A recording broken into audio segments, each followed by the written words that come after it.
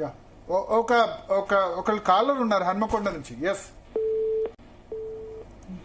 Ashok garu. Ashok garu. Hello Ashok garu చెప్పండి. మాట్లాడొచ్చా sir? Yeah yeah చెప్పండి. మాట్లాడొచ్చా? యా యా అవునండి మాట్లాడొచ్చు చెప్పండి. సార్ భరత్ గారు, యా మీరంటే మాకు ఇష్టం, మీ డిబేట్ అంటే ఇష్టం. థ్యాంక్స్ అండి. మీరంటే మేము ప్రతి డిబేట్ చూస్తాం మేము. థ్యాంక్స్. ఒక్కసారి ప్యానెల్లో క్వశ్చన్ అడగండి. ఎస్ ఎందుకంటే సమయం తక్కువ. Yeah thank you sir Bharat గారు, యా యా చెప్పండి సార్. మీ డిబేట్ అంటే మాకు ఇష్టం. Thank you sir. చెప్పండి క్వశ్చన్. ప్యానెల్లో ఉన్న వాళ్ళ క్వశ్చన్ అడగండి.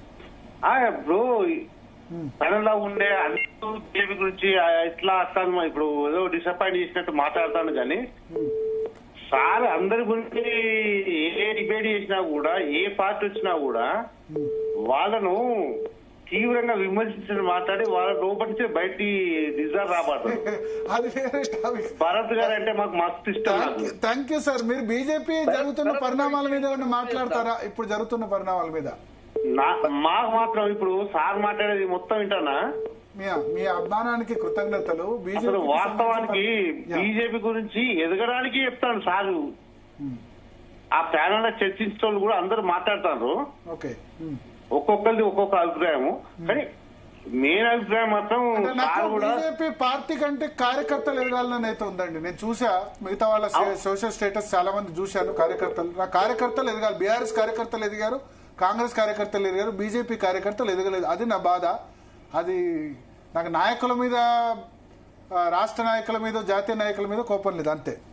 బట్ ఓవరాల్ గా అందరు కలిసి అయితే కార్యకర్తల్ని ఎదగకుండా చేస్తున్నారు. అది మళ్ళీ 2028లో కూడా అదే జరిగితే మాత్రం ఇంకా కష్టం. ఎస్ సంగప్ప గారు. కార్యకర్తలను పట్టించుకోవట్లేదు అనేది ఒక ఎగ్జాంపుల్ చెప్తాను. 2 విషయాలు చెప్తాను. మీరు 1, 2 కాదు, చాలా ఉన్నాయి. అందులో 2 చెప్తాను. సార్ మీకు నారాయణపేట జిల్లాలో ఉట్కూరు ఒక గ్రామం ఉంటుంది. అక్కడ మత కొల్లాల్లో ఇక్కడ గవర్నమెంట్ సెక్యులర్ వాదం వినిపిస్తారు కాబట్టి కేవలం మైనారిటీలకి ప్రయారిటీ ఇచ్చి మా హిందువులందరూ, హిందూ కార్యకర్తని బీజేపీ కార్యకర్తలను తీసుకుపోయి జైలు వేసి దాదాపు 50 మందికి పైగా యువకులపై కేసులు పెడితే పూర్తిగా భారతీయ జనతా పార్టీ వాళ్ళ కుటుంబాలకు వాళ్ళకు అండగా ఉండి పూర్తిగా లీగల్ సపోర్ట్ చేసి వారు ఒక్కరికి ఒక పైసా ఖర్చు కాకుండా వాళ్ళందరినీ కూడా జైలు నుంచి విడిపించి వాళ్ళకి అండగా నిలబడే పార్టీ భారతీయ జనతా పార్టీ. వాళ్ళు మామూలు కార్యకర్తలు సార్, వాళ్ళు చిన్న కార్యకర్తలు. వారు ఒక్కరు కూడా పార్టీలో ఒక్క పోస్ట్ కూడా ఉన్నవాళ్ళు కాదు, బూత్ స్థాయి అధ్యక్షుడు కూడా కాదు, మామూలు కార్యకర్తలు. అట్లాంటి వాళ్ళకు కూడా అండగా నిలబడి ఎన్ని రోజులైనా సరే ఫైట్ చేసి వాళ్ళని సురక్షితంగా ఇంట్లో వదిలేసినటువంటి పార్టీ భారతీయ జనతా పార్టీ. బైంసాలో కూడా ఇదే పరిస్థితిలో యువకులు, తర్వాత హిందువులు, తర్వాత ముఖ్యంగా భారతీయ జనతా పార్టీ కార్యకర్తల ఇళ్లని కాలబెడితే వాళ్ళందరికీ అండగా ఉండి వాళ్ళ మీద కేసుల విషయంలో ఫైట్ చేసి వాళ్ళకి మళ్ళీ సురక్షిత ఇంటికి వదిలేయడం కాకుండా వాళ్ళ ఇళ్లను కాలబెడితే వాళ్ళందరికీ కూడా ఇల్లు కట్టించి, అంటే భారతీయ జనతా పార్టీ కాదు వేరే ఇంకొక సంస్థతో మాట్లాడి వాళ్ళతో ఇల్లు కట్టించి వాళ్ళందరూ కూడా ఇల్లు ఇచ్చినటువంటి party Bharatiya Janata party. Sir Bharatiya Janata party నేను వచ్చిన ఈ తక్కువ కాలంలో నేను చూసినటువంటిది దగ్గర నుండి, ఇంతకుముందు బయట నుంచి చూసేవాడిని, ఇప్పుడు నేను దగ్గర నుంచి చూస్తున్నాను. భారతీయ జనతా పార్టీలో కార్యకర్తకి ఏదైనా సమస్య వచ్చింది, కార్యకర్త ఇబ్బందులు అంటే ఖచ్చితంగా పార్టీ అండగా ఉంటుంది సార్. కాకపోతే మీరు అన్నట్టు మధ్యలో అందరినీ సాటిస్ఫై చేయడం కాకపోతే ఒకరిద్దరు మిస్ అవుతుండొచ్చు. ఒకరిద్దరే మనం చెప్పడం కాదు, కానీ వీలైనంత వరకు వాళ్ళని. సంపత్ గారు కాలర్ సిద్ధంగా ఉన్నారు. సంపత్ గారు మీ ప్రశ్న అడగండి. సంపత్ గారు. హలో. ఎస్ సంపత్ గారు చెప్పండి. సార్ నమస్తే సార్. నమస్తే సార్ చెప్పండి. హలో సార్ సంపత్ గారు చెప్పండి. సార్ నమస్తే సార్. నమస్తే సార్. మా ఫాదర్ బీజేపీ కార్యకర్త అండి. ఓకే. 40 years నుంచి బీజేపీలో ఉంటాడు. ఓకే. అయితే రీసెంట్ గా మా ఫాదర్ యాక్సిడెంట్ లో ఎక్స్పైర్ అయినండి. ఓకే.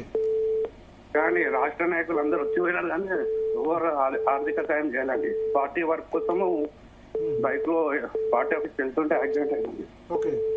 అందరు వచ్చి చూసి కానీ ఎవరు హెల్ప్ చేయలేరు. ఓకే. ఎక్కడ అండి ప్లేస్ అది? మాది ముషిరాబాద్ అండి, కబడ్డీ కూడా. ముషిరాబాద్. ఓకే. సిటీలో అందరూ చూసిపోయేటోళ్ళు కానీ అందరు లీడర్లు సెట్ అయింది, కానీ కార్యకర్తలు మాత్రం అక్కడనే ఉన్నారు. నా ఒపీనియన్ కూడా అదే. అందరు లీడర్ సెట్ అయ్యి ఈకరికి నిన్న మొన్న వచ్చిన జనసేన పవన్ కళ్యాణ్ కూడా ఆయన సొంతంగా సరే సాయం చేస్తున్నారు. అన్ని పార్టీలు వాళ్ళు సెట్ అయ్యారు, బీజేపీ సెట్ కాలేదన్నదే నా ఒపీనియన్ కూడా. You may agree or disagree. Giridhar గారు, ఆ విధంగా చూసుకుంటే country first party next self last ఆ విధంగా అది వేరు. భారతీయ జనతా పార్టీ వచ్చిన కార్యకర్తలకు ఏ ఎక్స్పెక్టేషన్స్ ఉండవు, కానీ తోటి వాళ్ళని చూసినప్పుడు ఒక్కసారి అనిపిస్తుంది కదా. తప్పకుండా కేడర్ లో కొంత అసంతృప్తి ఉండకుండా ఏ పార్టీ లేదండి. సరే, ఇప్పుడు ఎక్స్పెక్టేషన్స్ ఉన్నాయి కాబట్టి మీరు కొన్ని ఇబ్బందులు ఉన్న విషయాలు మీరు చెప్తున్నారు. మరి కాంగ్రెస్ లో అటువంటి ఇబ్బందులు లేవా? మరి బీఆర్ఎస్ లో అటువంటి ఇబ్బందులు లేవా? సో కేడర్ అన్న దగ్గర మనకు 100% అందరికీ న్యాయం చేసేటువంటి పరిస్థితులు ఉన్నాయా అంటే ప్రశ్ననే. పొలిటికల్ సిస్టమ్ లోనే ఆ ప్రశ్న మనకు పెద్ద ప్రశ్న పుడుతుంది. కానీ దాంట్లో ఎవరు ఎక్కువ దాన్ని ముందుకు తీసుకువెళ్తున్నారు, ఎవరు ఎక్కువ దానికి సెన్సిటివ్ గా ఉన్నారు అనేది మనం చూడాలి. పాలిటిక్స్ లో ఇవి తప్పవు, ఎందుకంటే పాలిటిక్స్ లో వచ్చేదే వాళ్ళ వ్యక్తిగతమైనటువంటి ఒక ఆకాంక్షతో చాలా మంది వస్తారు, వీలైనంత వరకు చేస్తారు. కానీ ఇది ఒక భారతీయ జనతా పార్టీలో ఒక కేసు పట్టి మనం దాన్ని భారతీయ జనతా మొత్తాన్ని మనం పెయింట్ చేయలేము. అన్ని పార్టీల్లో ఇబ్బందులు ఉన్నాయి. అలాగే మీరు చెప్పినటువంటి ధనం అన్నది ఈ రోజు ఎలక్షన్స్ లో చాలా విపరీతంగా ఉంది. మీరు బీజేపీ కార్యకర్తలు ఏం సంపాదించుకోలేదు అని పదే పదే మీరు చెప్తున్నారు. అంటే దాని ఉద్దేశం పదవులు డబ్బు గురించి ఆశించే వాళ్ళైతే చద్దిమూట కట్టుకొని పనిచేయరు సార్. వేరే బీఆర్ఎస్ కాంగ్రెస్ బీరు బిర్యానీ ప్యాకేజీలు రెడీ, ఎవరైనా ఇచ్చింది రెడీ. అదే దాని గొప్పతనం, భారతీయ జనతా పార్టీ గొప్పతనం అదే. వాళ్లకు సిద్ధాంతంతో వాళ్లకు పార్టీ యొక్క దాన్ని పనిచేయాలన్నటువంటి అది. మిగతావన్నీ సెకండరీ వాడు. కాబట్టి ఈ పార్టీకి మిగతా పార్టీ లాగా లేవు. మిగతా పార్టీలో వాడు ఏదో ఆశిస్తేనే అక్కడికి పార్టీలోకి వెళ్తున్నారు. వాళ్ళకి ఏదో బెల్లం ఒక్క పెట్టి క్యాడర్ ఉండరు, లీడర్స్ ఉండరు. మనం చూసాము ఈరోజు చంద్రబాబు నాయుడు గారికి ఇంతమంది ఆంధ్రప్రదేశ్ లో ఇంతమంది నేతృత్వం వచ్చారు. ఒకప్పుడు అందరూ మన జగన్ గెలిచినప్పుడు అందరూ అటు వెళ్ళిపోయారు. మళ్ళీ జగన్ ఓడిపోయినప్పుడు అట్నుంచి మళ్ళీ ఇటు వచ్చారు. కాబట్టి ఆ పార్టీలన్నీ కూడా సేమ్ బీఆర్ఎస్ కూడా అంతే అదే పరిస్థితి. భారతీయ జనతా పార్టీ అలా కాదు. మనకు అక్కడి నుంచి భారతీయ జనతా పార్టీ కేడర్ వెళ్ళిపోవడం అనేది చాలా తక్కువ. పరిగి నుంచి ఒక కాలర్ సిద్ధంగా ఉన్నారు. రమేష్ గారు చెప్పండి. సార్ భరత్ సార్, నమస్తే సార్. నమస్తే, చెప్పండి సార్. మీరంటే మాకు చాలా ఇష్టం సార్. మీరు అడిగే క్వశ్చన్ చాలా హైలైట్ ఉంది సార్. నేను ఒక క్వశ్చన్ అడగాలనుకుంటున్నాను సార్. సార్ చెప్పండి సార్. ఏం లేదు సార్, ఇప్పుడు ఇందిరమ్మ ఇల్లు అనేది మన రాష్ట్రానికి మొత్తం ఇస్తారు కదా సార్ ఇల్లు. అయితే actually prime minister Awas Yojana కింద వస్తున్నాయి సార్ ఇల్లు. ఇక్కడ ఉన్నటువంటి కార్యకర్తలు మేము ఒక తాండ, అంటే నా చౌదరపల్లి పెద్ద తాండ నాది. మా తాండకు కనీసం మేము అడిగిన గిట్టంగా మాకు ఇక్కడ ఉన్నటువంటి నాయకులు కానీ ఏమి ఇందిరమ్మ ఇల్లు ఇవ్వండి సార్, మా తాండ నుంచి కొన్ని ఓట్లు పడ్డాయి మనకు, ఎంపీ ఓట్లు మనకు లేవు సార్. ఒక కార్యకర్తలు గట్టిగా ఉంటారు. మళ్ళా నేను ఒక నాతో పాటు ఉంటారు సార్ చాలా మంది. అవును సార్, నేను బీజేపీ కార్యకర్త. కాంగ్రెస్ ఎమ్మెల్యే అనుకుంటా కదా పరిగి. అవును సార్, పరిగి కాన్స్టిట్యున్సీ ఇప్పుడు రామ్మోహన్ రెడ్డి సార్ ఎమ్మెల్యే. అయితే నేను అడిగే క్వశ్చన్ ఏంటి సార్ అంటే, ఆవాస్ యోజన కింద రాష్ట్రం మొత్తానికి ఇస్తుడు సార్ కాంగ్రెస్ వాళ్ళు. ఇక్కడ ఉన్నటువంటి బీజేపీ కార్యకర్తలకు ఒక్క ఇల్లు లేవు సార్. ఎట్లా బాగుపడతారు సార్? ఓకే, మీ క్వశ్చన్. ఎస్, పరిగిలో ఉన్న ఇన్ఛార్జ్ ఎవరో ఐ డోంట్ నో, సంగప్ప గారు తెలుసు. వాళ్ళు తీసుకురావాలి, ఎందుకంటే ప్రధానమంత్రి Awas Yojana mostly central funded scheme. ఇక్కడ ఇందిరమ్మ ఇల్లు అని పేరు పెట్టినా ఎక్కువ కేంద్ర ప్రభుత్వమే కంట్రిబ్యూషన్ చేస్తుంది. దానికి సంబంధించి వాళ్ళు అక్కడ లోకల్ ఇట్లా చాలా చాలా అన్యాయాలు జరుగుతున్నాయి బీజేపీ కార్యకర్తలకి. శ్రీధర్ రెడ్డి గారు చెప్పండి. నేనేమంటున్నా అంటే, సరే, every political party has its own ideology and space in the public. ఒక్కొక్కళ్ళ మోడస్ ఆపరాండి ఒకలాగా ఉంటుంది. ఒక వ్యవస్థను గ్లోరిఫై చేయడం కోసము ఇంకొక వ్యవస్థను పనిచేసే వాళ్ళను తక్కువ ఎక్కువ చూపించే అవసరం ఎవరికి ఉండకూడదనే నా ఉద్దేశం తెలుస్తుంది. Because while participating here, I work for 11 years in BJP. So ఇవాళ 5 years almost done BRS party, చాలా క్లోజ్ గా పనిచేస్తున్నాను. కాబట్టి నేనేమంటున్నానంటే, అన్ని రకాల వ్యవస్థలలో అన్ని రకాల పద్ధతులు ఉంటాయి. రాజకీయ వ్యవస్థ సమకాలీన వ్యవస్థలు ఎట్లా నడుస్తుందో దాన్ని బట్టి కాంపిటేటివ్ గా ఉండాల్సిందే, ముందుకు పోవాల్సిందే.